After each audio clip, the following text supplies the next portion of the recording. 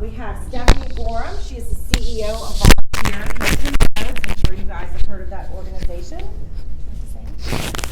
I think you have me. I know. I mean, feel free. It feels amazing to be around young professionals. I actually feel a little younger right now, so thank you.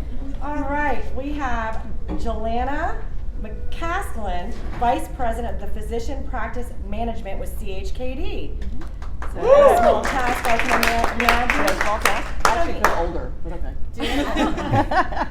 All right, and then we have Hamilton Perkins, President of Hamilton Perkins Collection. So in your seats, you have everyone's bio. If you want to do a little more deeper dive on them, what they've done, what they volunteer with, what they do, and feel free to use that when you ask their questions. And I imagine this is an open forum, so feel free to just chime in if you want to know anything more. All right, so we have a few questions for me to kick off the event. That's what I mean, it's an open forum. I'm just going to be a conversation starter, and I hope it starts some dialogue between you guys and you all. So question one, we'll start with you, Stephanie. Part of growing as a leader, I guess all three of you too, means looking for opportunities to grow as a person. Improving yourself is usually a lifelong endeavor. Are you actively involved in any self-improvement? Yes. I mean, that's a very broad question. I know. So, I made some jokes about mine when I read it earlier. No, I was like eating out at better restaurants. No, I like it though. It really made me think, like, what am I doing for self-improvement? But I absolutely dislike reading. Dislike it. But I've just discovered, maybe 15 years ago, won't tell my age, that just to continue growing as a leader and as a person, I had to read. So reading things that make me laugh and make me get out of the work set mind, and then also kind of reading leadership development. It helps me. I'm also big on journaling. That's great. Yes. I agree with that one. I mean, guys, I'm still trying to find time to read books. It was not my first passion, but they do say, your top leaders are well-read, and I think being well-read makes you a better speaker, and I think those are the self-improvement things you're looking to grow yourself, and then find the enjoyment in it, right? Yes. As you make it a practice, right? We always feel like we don't have enough time. All right, Jelana? This feels a little bit like dating game. Did you guys ever This feels a little bit like that. I know someone in the end and he's going on a date to find out Wednesday. I am a reader, and so as Sarah can attest, so I read all the time. But I'm also a professional student, so I would say that too. So in addition to the Master's in Public Administration, I got a Master's a couple of years ago from George Washington University in Organizational Leadership and Learning, because I just felt like I was a leader, but there were lots of leadership theories and things that I wanted to learn more about. And so it was really nice to be able to say, oh, this is the theory, or this is the how you do change management from a very sort of, academic kind of way. And now I'm also working on a doctorate at Regent University in strategic foresight. So it's a doctorate of strategic learning and strategic foresight. So I do that all the time. So we have a joke in my family. My kids are like, really, where are you going to do that? Are they going to give you a promotion? Are you going to get more money? And I go, no, probably not. And so they're like, well, why do it? And I'm like, because I really enjoy it. It really helps me be a better leader the more I expose myself. The other thing that I've done recently is, and so I do a lot, I guess, actually, is I did the Cornell University certificate on diversity, equity, and inclusion, because that's really important work. And I don't think that we can ever be masters of that work. We're students of that work continuously and constantly, and I wanted to be better at it. And so I also did that certificate. Now, the thing that all of those programs have in common is that they're online. So I can do my day job, and then I do those things in the evening and on the weekends, and it gives me a great way to compartmentalize. So I love school, I love to learn, I love to read. It is my happy place outside of work. I know it's weird, it's perverse. I feel like you're very blessed. My children don't understand understand say that. Like, your passion is something that grows you at the same time, Mine grows me out. I can talk all about food. All right. Yeah, I'll echo Jelana. I mean, I really enjoy reading. I probably read about an hour a day, like during peak weekdays, but during the weekend, I mean, I'll sit there hours and hours. I think I find, personal development, kind of like a thing that I don't necessarily go to one like channel to get it. I have picked up meditation in recent years, and to me, like I've developed through that practice. Another thing that I've done in recent years is hiring coaches and hiring folks that are maybe like consultants or like beyond maybe where I want to be, like maybe they have a career, and just like literally just hiring someone off of Clarity.fm or someone on Upwork or something, and just getting them to condense a lot of like information into like a really concise like bullet point, but then I can download a lot of those like mistakes that they've made and then kind of like develop along the way. Courses, be aware of them, right? Be aware of them. Coached you a little bit, just a heads up. And courses, too. I have an undergrad, and then I have an MBA too. So I definitely still am seeking like knowledge by just finding courses on like a specific topic. Even if it's something in my world, I'm in the retail space, so it may be something in fashion, or excuse me, maybe something with marketing, but I'm always looking for ways to develop, and sometimes that's even just, I just got back from New York, and I don't know, I learned so much from just literally being in Shake Shack, like, just sitting there waiting, just like the interaction between, you should see this guy that's like calling the orders. He's got one job, he's just calling the orders. This is a super international place, of course, like right, like I guess Midtown area, and he's just like making a connection with everyone that comes up there, and it's just like you might would have had to seen it. I'm not like explaining it as well, but it inspired you though. I'm sure it was a dramatic. It was just like development. Because you want a job at front desk. Probably, maybe. But it was just something so simple that like he just poured. You could just tell he's just putting every single thing in it. He took the time to like acknowledge every single person, and these people are like pissed, like because they want their food, they want their shakes. But I think in recent years I've found personal development just through like observing like everyday life like that. Well, I do think y'all heard a common theme, right? Are you guys all focusing on making time for your self-improvement, right? Not letting things get in the way of getting more knowledge, right? You let the day get away from you, you don't feel like you have time, but again, to grow, what they've shown is their discipline on the self-improvement side, because the only way to grow is to invest in yourself, right? I think that's kind of a great theme between all three of you. All right, so we'll start with, and again, I'm going to get it right. Jelana, okay. Got it right twice in a row. Every leader has to make tough decisions at some point in their career. The lesson lies in how they make the difficult choice. Can you share how you've navigated making tough decisions in the past, and give any recommendations you learned on how to approach making those difficult decisions? Sure. So I work a lot with physicians, right? And that is challenging because you're generally working with individuals who have a passion for what they do. They have a lot of experience in education, and some of that education is not in a management space, right? So you're teaching them how to be leaders, but yet they are not always students, let's just say, of that. So I think the one thing I've learned that, and this really comes from executive coaches, right?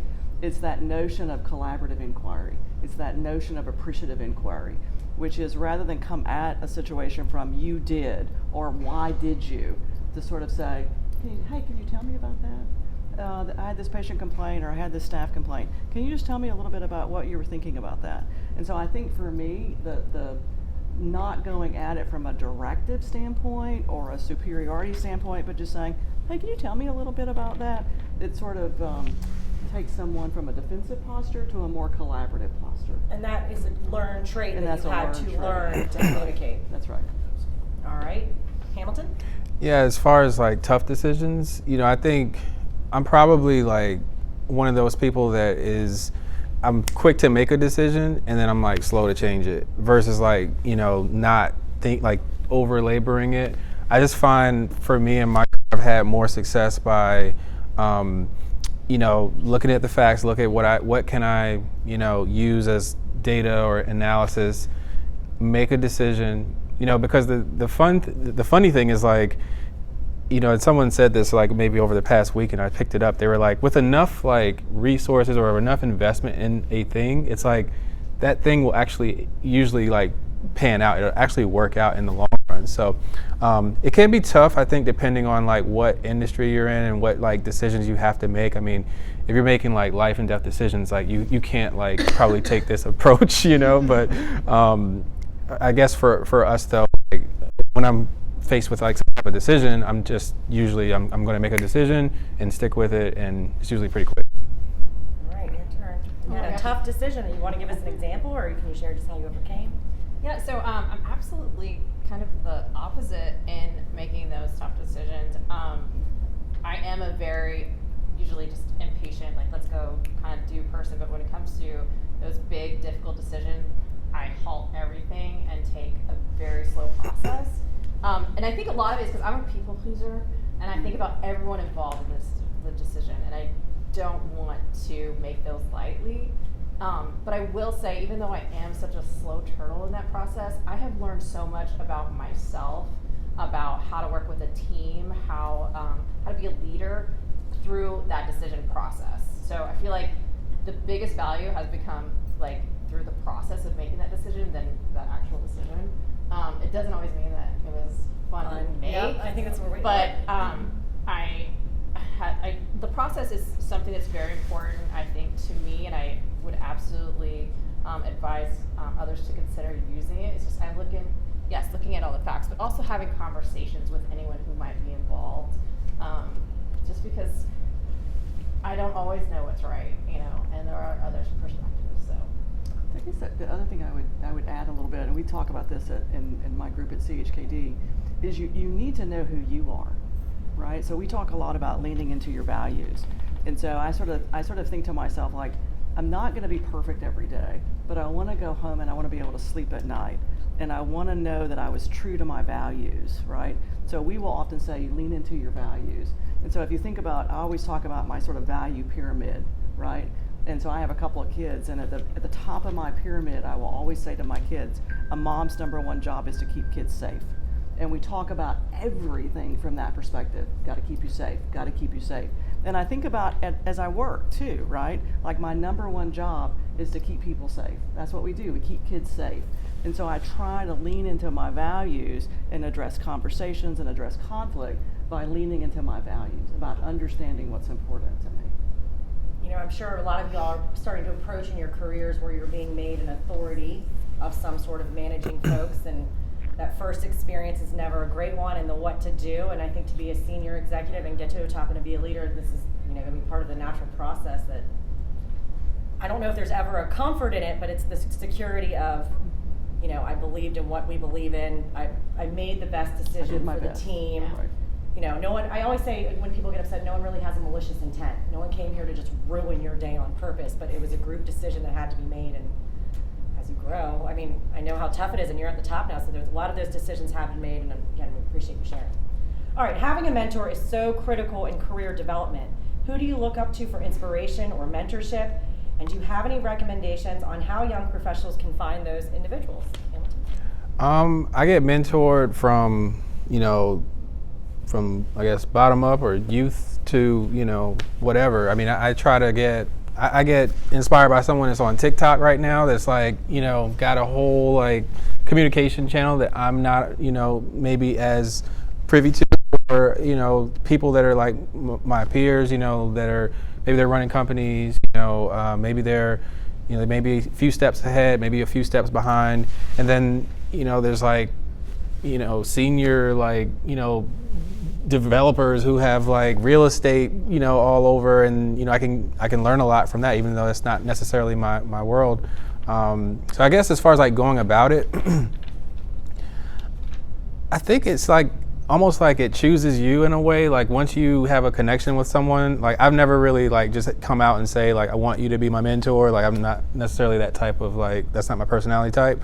I'm sure that could work, but I usually just, it's just like an unwritten thing, or like something that's like I don't even have to say it. Like I met a gentleman, you know, not too long ago that was just like super on it. Like we clicked, we had like just met, and you know, I just said, hey, is it cool if like we stay in contact or whatever? And he was just like, yeah, of course, like let's just do this. And, you know, he's just like successful guy, and like, now we probably just catch up like every month, and he's mentoring me, but I don't think I ever use that word with him necessarily. So I think you just have to. Well, his vibe attracted the tribe. Yeah, if you his knowledge with his growth, you know what I mean? Right. If you like have a vision of where you're trying to go, I think too, like people will start to appear. If you need help with something, in my career at least, in the retail, I take trash and turn it into travel bags. We sold 40,000 bags last year, and what I needed help with was financing, and I needed help with just like operations, and so one of my mentors is like very advanced in like operations, and he just stepped took me under the wing and was just like, this is what we have to do, this is how you need to approach this, you need to talk to this freight forwarder, you need to do this, and I just think it kind of like presents itself to you as needed. Great. All right, Stephanie, what do you think about mentorship and finding mentors along the way, and any advice? So I've had several mentors, and like Hamilton, it's never been hey, will you be my mentor? It's just been kind of something that has organically happened. The common theme has been, it's just a relationship that filled like something that I was wanting to learn, or something that I was missing in my professional life that I could gain from that relationship. And it's been women, it's been men, it's been older, it's been younger. I'm actually finding that quite a few of my current mentors are younger than me, just because there's so much that I feel that's happened that I haven't caught up with. Technology for one, but just knowing, like even in the political realm, like I've learned a ton from younger individuals, and I consider them mentoring me in that area. But I will say, and I love the question, but I would say what had been even more beneficial in my career are sponsors, people that will get me to a table that I don't have access to. And it's different than a mentorship. They're not really teaching me anything. It's just a relationship where they know my path that I'm on in my career, and they will make opportunity for me to attend meetings, to be part of groups that will advance me on that journey. And you're seizing the opportunity, though. And I say when you knock it out of the park is when you get invited back again, right? And that is a relationship where you have to verbalize it. I wouldn't say, will you be my sponsor, because that could be a whole AA thing. But I think it is a conversation you have with someone, if you know they are in that realm and you know you have that trust. I would say, look, this is the journey I'm on. I have these walls. Can you help me get past them and get into that room, into that table? Right. I've never heard a no to it either. Well, again, if you don't say something, you can't assume everyone's going to know what your goals are. You do have to be your biggest fan. You have to let people know. All right. I think those are all good points. I mean, you guys have made great points. I mean, mentors, we always think of them as it has to be somebody older and more experienced, and it's not. It's somebody that you can learn from. And so I think those are good points. You brought up sponsors, so we have sponsors and mentors, and then we have coaches. And we talked about executive coaches a little bit. If you don't have one, get one. They're not always, sometimes I will work with physicians to get an executive coach. It's not always when you're in trouble, right? A coach is there to give you advice. A coach is there to give you feedback. A coach is there to help you see things in a different light. So if you don't have one, get one. They're very, very helpful. And the relationships can be as long or as short as you need them to be. I was on a call the other night with a women's network, Chief Network, and they asked us about who was the best boss and who was the worst boss we ever had. And we talked about the characteristics that made it the best or worst. And so that's the other thing I would say. If you're picking a mentor,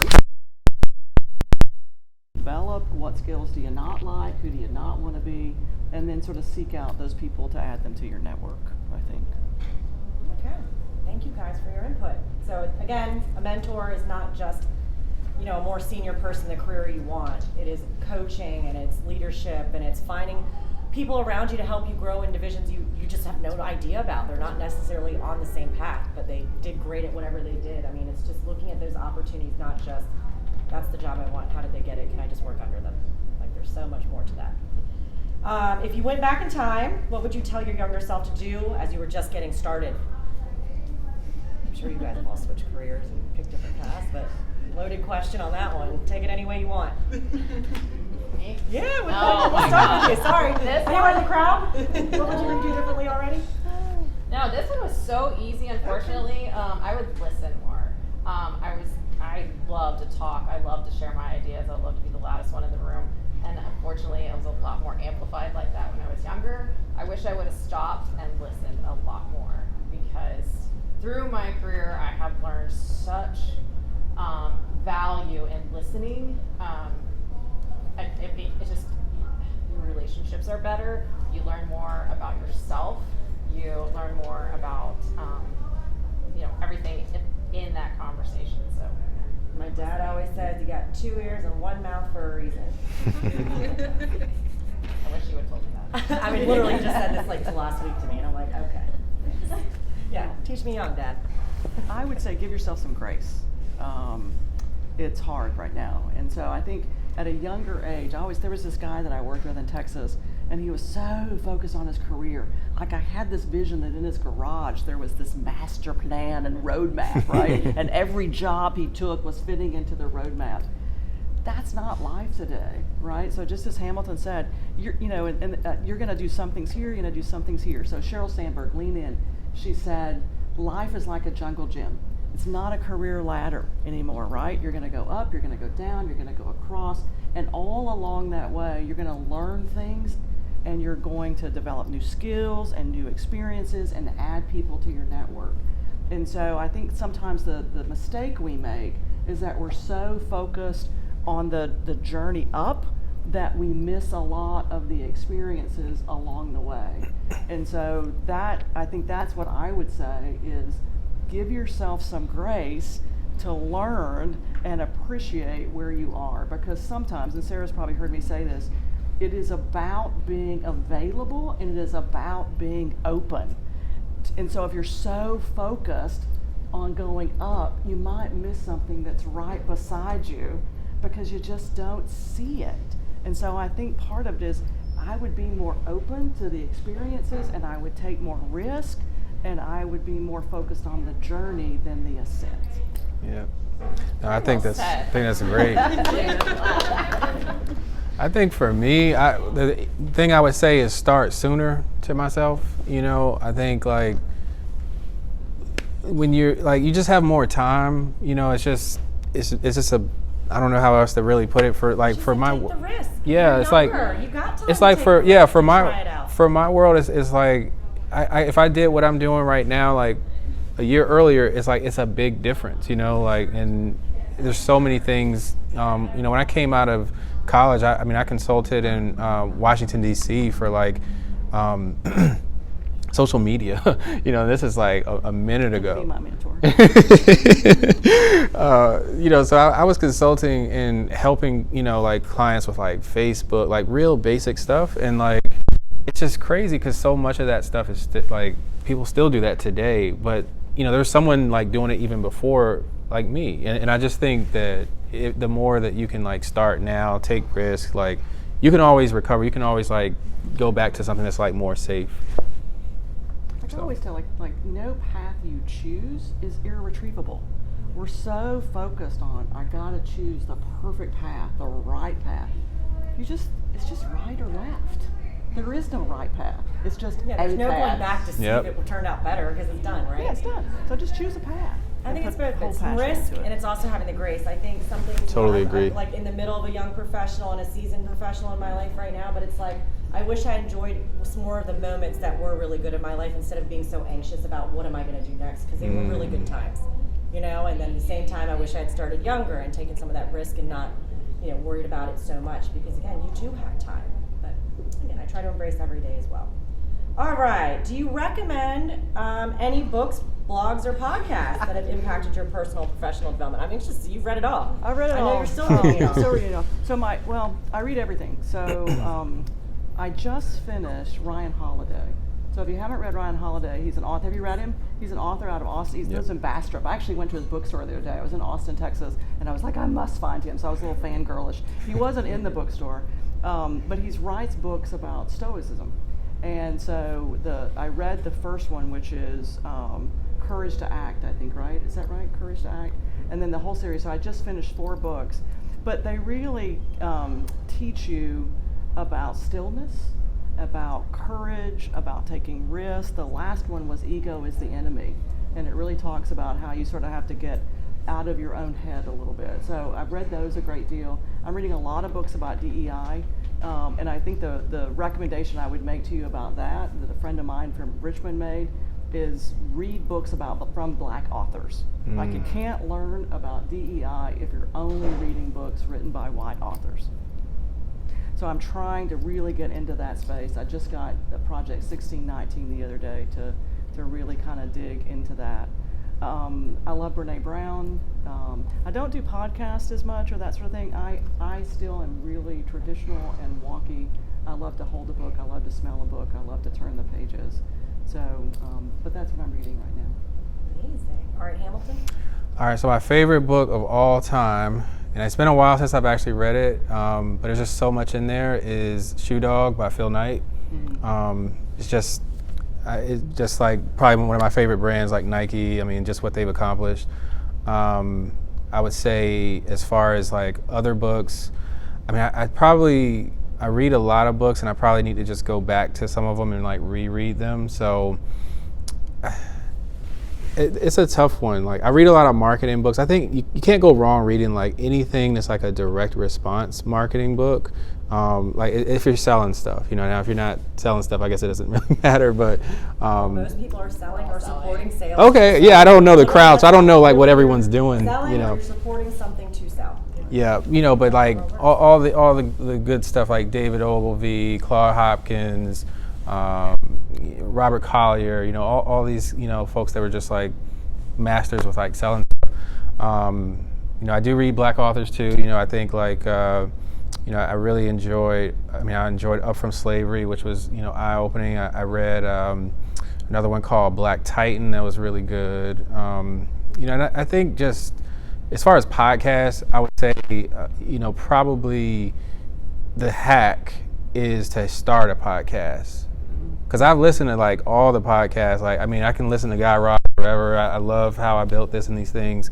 I think Reid Hoffman has a good one. But the hack for me has been like actually starting a podcast. So I have a podcast where I just interview people, and it's like, I think I published about 110 episodes.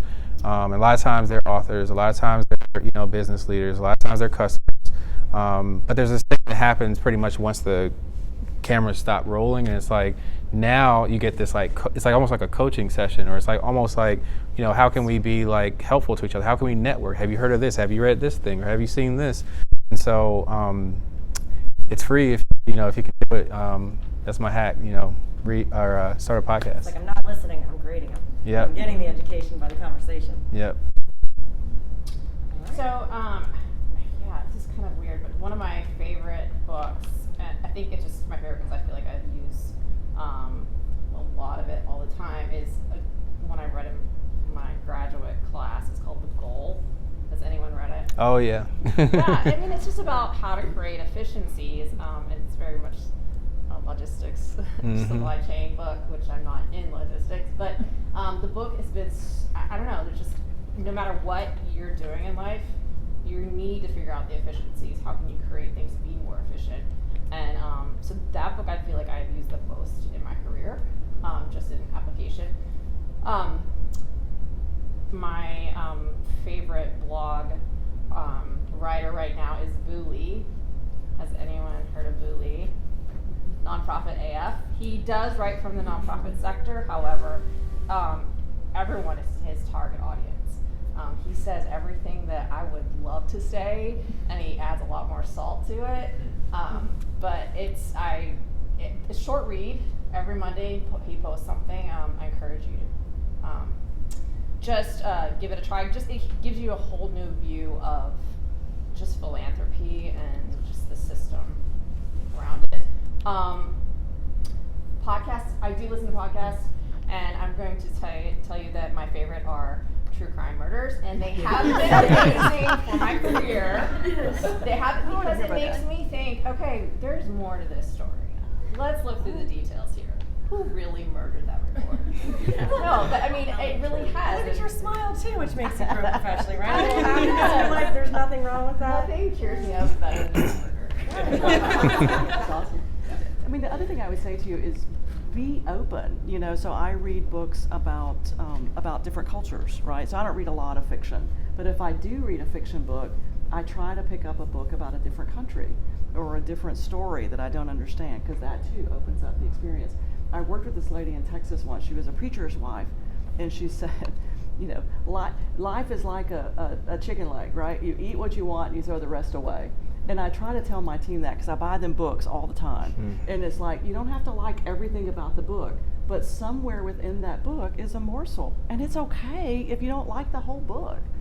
Put it down, come back to it another day. It's okay. It really is, to your point, about just opening up your mind to something else. We're too polarized today, right? We all think we're right and we're so polarized. It really is just about opening up your mind to a different point of view.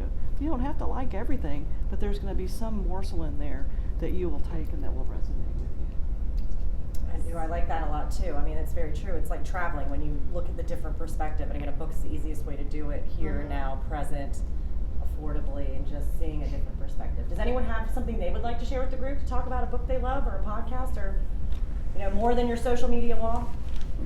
Right, that's where I get stuck sometimes. It's time to grow yourself. All right. So we do have one last question, but I really would love any questions from the audience. If there's anything that struck you, feel free to put your hand on up now. All right, we keep going. Many young professionals struggle with the work-life balance. I've heard you say, my kids, I'm going to school at night. I'm like, oh, yeah. I hope I can balance all that. As many of life's major events happen throughout that time in the range of 20 to 40 years old, both personally and professionally. What have been the strategies you've developed to keep focused on your success while also maintaining a sense of balance, which I think would mainly be, having, I always say there's a pyramid. You have your friends, your family, and your work, and you only get two at one time. Something else will always be in chaos. How do you do it? When you literally, who wants to go first? I feel like I'm just. I don't mind. I have a 19-year-old that I just dropped off at JMU. This is his second year in college. The first year didn't go so well. He was a freshman at George Mason, and he struggled because he was sort of the COVID kid, right? Like he had a senior year completely in his room. So it's been kind of tough. My best advice to you, and I have another son that's on the spectrum who's a sophomore at Kellam High School. My best advice to you is figure out what you can do. Like I knew I could never be a homeroom mom with my work schedule, but what I could do is I could do every field day and every field trip, and that was my thing. And so the kids knew that they could count on me to do those things. So I think it's find what you can do and then put your whole self into those things that you can do. We also take great vacations, and so we try to spend that time together. I have boys, so they don't want a lot of my time and attention at night necessarily, but I found early on what I could do, and that became my thing. Yeah, no, I love that. I mean, I would echo a lot of that. I think that's been my approach, is to try to do what I can do, try to do that like with just a lot of force, really. I have my kid's small. I mean, he's 4, and I think part of it has been like, he's just grown up like in stores. He's grown up like being around like entrepreneurs and business owners. He pretty much knows that he's a business owner. He's got he has his school where he goes to school and what he learns, and that's great. And then when he comes home, I create pretty much like a curriculum for him as far as like pretty much everything that doesn't get taught in school, as far as everything, business, entrepreneurship, all the things that stimulating conversation. Yeah, exactly. So He's on the being podcast. yeah, probably. So getting him started at a young age, I think, is like important. But like when we're not doing like that serious stuff, like we are, we're very like, just going to Mount Trashmore, or like just go and just let him just have fun and just do whatever, and spend as much time together as a family as we can. So and not like beating ourselves up if for some reason like we're not together. Like I was just in New York for a little bit and everyone couldn't go. It's fine, but when I came back, it's like we just spent like all the time together, just walks and playing and food and cream and all that fun stuff. So. Yeah, so this is a tough question, and I don't know, I feel like my answer is probably, if you have a family, like if you have kids at home right now, this is more probably towards you, Because I have, all my career, I've had kids, and I have 4, and I like to talk and be around people. So in the beginning of my career, I had to be everywhere. I felt like I had to be at every event, I had to be at every meeting, I had to be there. And that's not true. I've learned I guess you said with your career, you can take a right path or left path. It's a path, you're not gonna make the wrong decision. But with your family, there's not a right and left. So I have learned after a few moments that really manage your time. Take a concerted effort, look at your week. And if you have a family at home, think, okay, this is my work responsibility this week. What do I really have to do?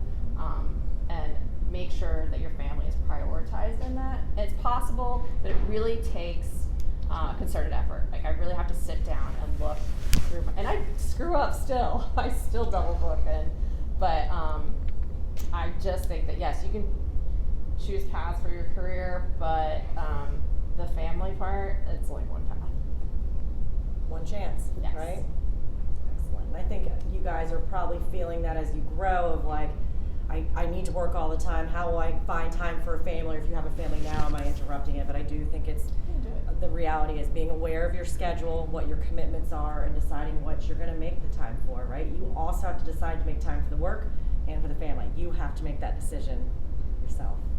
Oh, and you're right about the 2 things. Like I have like 0 friends. They're all like during my work day. Well, they're part of work friends yeah, too. Like That I have no time for friends. So if we're gonna drink, it's gonna be during the workday, early happy hour. Scheduling. Yeah. Quick question. I've found that not everyone can be a leader, and in a lot of cases, just in situations. And I feel like come across very few just in the areas that I've worked in.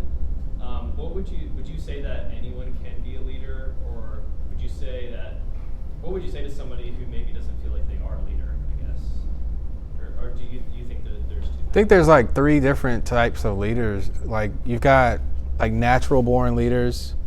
Like I think I'll probably put my son honestly in that category. Like he's just automatically like he just knows he wants to be leading everything. I think personally I'm probably like in the middle. Like I'm not necessarily a natural born leader, but I'm able to work at it. I think there's like another class where it's just like you don't necessarily have to lead. You're not like thinking about leadership, and so therefore you won't like move from the 3 levels. That's kind of the way John Maxwell talks about it in his like teachings around leadership. I think it's definitely something that can be like developed. I think it's like just being aware of certain things, and I don't even know, like I think you just look up over years, and then finally you just see, okay, I'm doing the thing that maybe I wasn't doing before. So I think it's something that can be developed. And a leader doesn't have to be the president and CEO. I mean, in every group, there's right. leadership amongst the group or whatever it is. We had that conversation with Ann and chamber people before. We're like, we're not sure. Like, I want to be, what is Brian with the head of the chamber? Yeah, he's the CEO. He has so much. Right, yeah. I just want to make sure I got it right. But he has so much responsibility, and we talked about being a natural leader. Again, being trained in the management and having to empower people to lead other things because you're, I think you have to find that with yourself, like how much do you want to manage, or are you enough of a leader to have other people manage with you and you inspire? And I'm sure all of y'all can talk to those styles of leadership. I just want to add to it. I think you're going to find a lot of leaders that will say they're not a leader. Like I constantly am like, wow, who hired me? It's just a lot of self-discovery and self-improvement if they really want to be. And 2, the strongest leader in an organization is not the CEO. And I don't know who I heard this from, so if it was, I don't know, so forgive me if I don't quote them right. But the primal leader of an organization is usually someone who is entry-level, middle, but they set the culture of that organization, and they really, they drive it. That's the true leader, but they're never going to really strive to be that CEO seat. I think the definition of leadership is right. So I think leaders are humble, leaders are authentic, leaders are vulnerable, leaders are compassionate. And we didn't always think of leaders in that way in the past 20, 30, 40 years. And so I think that definition of who is a leader is also changing. And so I would agree with you that you can be a leader. So I talk a lot to physicians, like you are a leader. When you're in that clinic, you are the leader of that team. People are looking up to you. So I think the definition of leadership is going to continue to evolve. I think it was Barbara Kellerman that wrote a book called The End of Leadership. And it's sort of like the end of leadership as we know it, like this great man theory, or, it can be taught. And so I think it's going to continue to evolve, because to your point, we're all leaders in one way or the other. At home, at our church, in our groups, in our team, in our group, we're all leaders in some extent, right? And I think our comment amongst all of us before you guys came is just, it's so impressive to get to that level, because we're all like, what? You have put a lot on your plate, a lot of responsibility, a lot of growth, a lot of growing people, a lot of learning, a lot of challenges, and it's just, you imagine like there's only one in every organization, I think you also have to be very sort of comfortable admirable with yourself. So my 19-year-old a couple of years ago, he said to me, he goes, "Is all you're ever going to be a vice president?" I was like, "Whoa." I have been like that. I know. And you're not going to get any money for getting that degree. Whoa. Why do you do it? But because we are all as a society focused on that, right? And even he was like 17 years old at the time, and he was growing up with this notion of you got to make more money, you got to get a title, and part of it is being comfortable with who we are and what our talents and skills are. So I found myself justifying my career choices to my 17-year-old, which really sucked, right? Because as I explained it to him, I said, well, I got this skill, I worked for this person, I learned this new talent, so I'm justifying it. But that is the remarkable journey. It's not about the title. It's not about the position in the org chart. It's about, I learned this, I developed that skill, I had an awesome time. That really is the fun part of it all. Great question, though. I mean, it just leads into so much more about how the workplace is changing, how leaders, and I say leader as a CEO, realizes the importance of everyone on the team on how the culture goes, that sets the bar of retaining employees and motivation, and money stays out of it when money talks are less when people are very happy with what they're doing and they're involved. And so leadership takes all different roles and really around. I don't know, any last comments to finish out? Any last questions to finish out? Yep. So I know that we talked about mentorship from looking for mentors, how to define them, are they younger, are they older, but I think a lot of us are kind of in that space in our life where we may have people turning to us now. So at what point did you kind of say, I'm solid enough in what I'm doing, what I've experienced, that I feel that I can give that guidance and that I feel that I can be that mentor, because I am kind of like the lifelong learner too, and I just never feel like I will be the expert in that field to be able to provide that guidance to somebody else. So that's a good question. I would say, I don't know that I ever feel like I'm in that place, but it's almost like it's a relationship. And but as a mentee, I never saw that with my older mentors. Is that the mentor is also kind of learning too as that conversation's happening. So I don't know if I feel like I'm stable. It's like the imposter syndrome, right? And Yeah, kind of exactly. Yeah. None of us are ever good enough, right? We're Yeah. always looking over our shoulder, like, when are they going to find out I'm really not very good at this job at all, right? Yeah. Like we So all. human. So Yes. let me tell you, we all feel that way every day when we wake up. We all feel like somebody's going to realize, Sarah's going to realize, I'm really not that good. I have no capability to be her boss, right? So we all feel that. So I think that's the first thing I would say to you is, Sarah, you are good enough. Because I think all of us have something to give, right? We all have a life experience. We all have a nugget. We all have some knowledge that somebody can gain from. So never discount the experiences that are uniquely yours that somebody else has not had that you can share and that you both can learn from. And I would double click a little bit there too, because I would say you're definitely going to continue to learn as you share and as you teach. Like, I'm sitting here and I'm still I'm actually learning other things about myself. I'm learning other things about the panelists here. And so I would say just keep that in mind too, that as you grow, you're still going to be able to help someone else that maybe, they just want to know where you are. That's the other crazy thing that I had to open my mind up to is especially with consulting, it's not so much about you have to know every single thing. You just need to literally be one chapter ahead of everyone else. And it sounds really crazy, but like that's how it works. And so that being said, you know, feel free to like give value. It's gonna come back to you. It's gonna come back to you like full circle, pretty much. So have that lunch, do that conversation, give, receive, you know, grow together. Yeah, go ahead. So with networking becoming more and more of a big deal in planning one's career, and we go to events such as these or others, how do you keep it from being just, here's a business card, here's a name interaction, moving on, and actually cultivating that network and growing it to be as effective as it can be? So I've been a fundraiser for a long time, and I have been a lot about this. I have hit lists. So I will literally stalk who I like. I'll really get to know a networking, or usually it's more who's going to be at this networking event, and okay, who do I need to get to know, or what companies do I need to get to know? So when I'm there, I know who I'm going to go talk to. But I've already got it planned out how that relationship's going to go. Which sounds really psycho. No, I think it's as you grow in your career, you have goals. Yeah. You know, and sometimes when I'm at a networking event, I introduce myself to someone and they don't speak back. I want to be like, what are you doing here? And now on the flip side, if someone introduces themselves to me at an event and like not even 24 hours later they add me on their LinkedIn, you got my attention. Like, okay, like I don't know, on a business level that feels more important to me than a business card nowadays.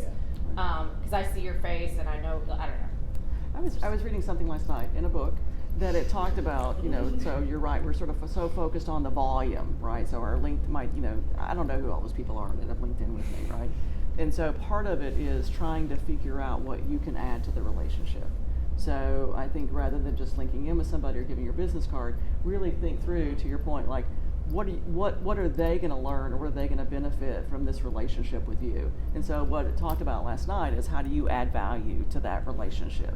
So I think it's a little bit more what you were talking about. It's a give and a take. So what's the compelling reason that somebody would want to be added in your network, and really develop a purposeful relationship as opposed to just one more connection in my LinkedIn, right?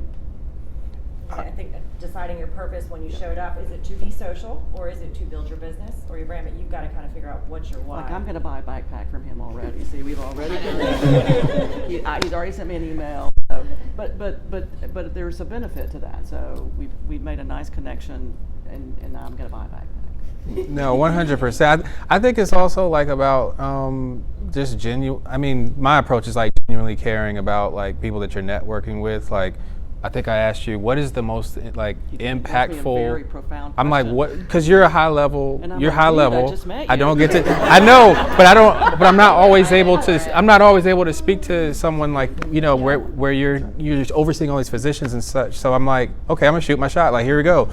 You know, and I was like, And what's? now I'm buying a backpack. Yeah, I'm like, what's? Yeah. I'm like, genuinely want to know, like, what's an impactful, you know, decision you made this year? Because I know for me, like, it's helpful to just learn, you know, that like in this moment, and then it just leads to other things. The other side of it, I would say too, and this might be controversial, but social media, I think, is also changing how we network. Just by show of hands, if you ever heard of our brand, could you raise your hand, please? So that's the power of social media right there. Is like, I'm having conversations tonight, and then it's like, I'm having conversations about like what I've been posting. And I think that as we, you know, if you can share, it will speed up a lot of those conversations and that like trust factor and that networking to the point where, you know, you can kind of get to whatever it is. You don't necessarily have to be like as high level. You can kind of jump right into the weeds. So that's something that I've learned, like at least with my business. And what you did earlier tonight by asking that profound question, I'm never going to forget him. He made that encounter memorable, right? So I think that's also really like know your network and then ask some profound question. Make somebody remember you. And through coaching, I mean, that's how I found these like profound questions. Like literally just by investing in myself. You know, there's a guy that's got like super successful business. You know, I get on a call with him like every Sunday night. He shows up and he just like teaches us personal development. It's like we're all on Zoom, and he's like, you know, you've got to be, you know, when it comes to networking, and this coach is like super organized. So like he's got Trello boards of just like stuff. It's kind of insane, but it's really helpful. And I would say just to whatever extent, like just personally developing, like self-development, just really knowing like who you are, because when you do show up to network, you know what your value is already. You already know like how you can position yourself, and when people ask you a question about like what are you here for, like what are you doing, you'll be able to like really like, hit a home run. In relationships over time, I know a lot of you guys have seen each other at other networking events. It's building another tribe, another community, and then a little bit of comfort. And the introduction, you don't feel as uncomfortable asking for them to make the introduction to help you grow, right? It's telling people what you want, but you got to meet them to figure out how to get there. All right. Well, thank you guys so much. I'm so impressed.